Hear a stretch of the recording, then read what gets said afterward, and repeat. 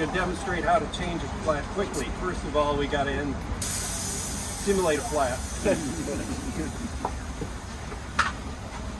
Should we yell pothole? Yeah. Oh, yeah. The first thing you're going to want to do is make sure that the bead all the way around is broken off of the edge. That'll get it loose. Do that on both sides. And starting at the valve, right here, you're going to press down, so, and over the top. Now, the next thing you're going to do is figure out where the flat came from. You're going to examine the tube. Wow, this one was flat before. You use a pump. And I like pumps better than CO2 because sometimes you get more than one flat. Or somebody doesn't know how to use the CO2 and it gets wasted. So you get enough air in there. One of the first places to check around the valve stem, and if there's leaks that are coming from around there, you got a rotten tube. You got to throw it away. If you find a spot where you've got two pinholes next to each other, we call that a snake bite, and that's always because you hit something and it pinched on the rim edge, and you get two holes right there. Sometimes you get them on both sides, like the Viper went all the way through.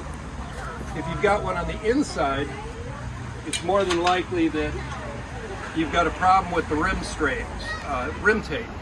That there's a burr on that. So you go around and make sure that the tape covers all those holes. And finally, if the hole is on the outside, that means you got a puncture through the tire. What you're going to want to do is run your thumb through there very lightly, and if you feel something, that's usually a piece of glass or a sharp piece of stone, and you're going to want to work that out of the tread. Because if you don't do that, the next tube's going to go flat in the same spot. We already know this one is good, so we're going to put this one back on. I like to put the tube into the tire first, and always put the valve stem where the label of the tire is. As a result, next time around, when you go to inflate your tires, it's easier to find the valve stem because this is pretty easy to spot. It's a little aesthetic thing, but it's one of those details. It's like you're an architect or something. Yeah, I watched too many other reels. Okay, there's a valve.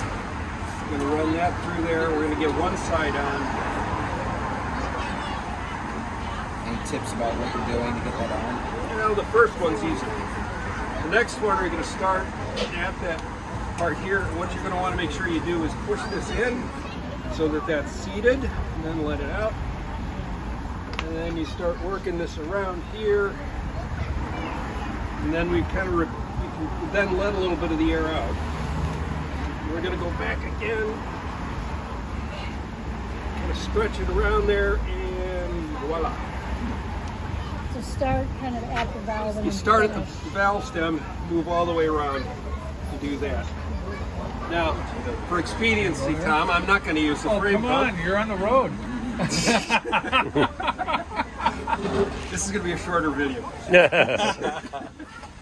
We're going to inflate that again, and if you hear a little pop, that's okay. That means the tire is seating itself on the rim.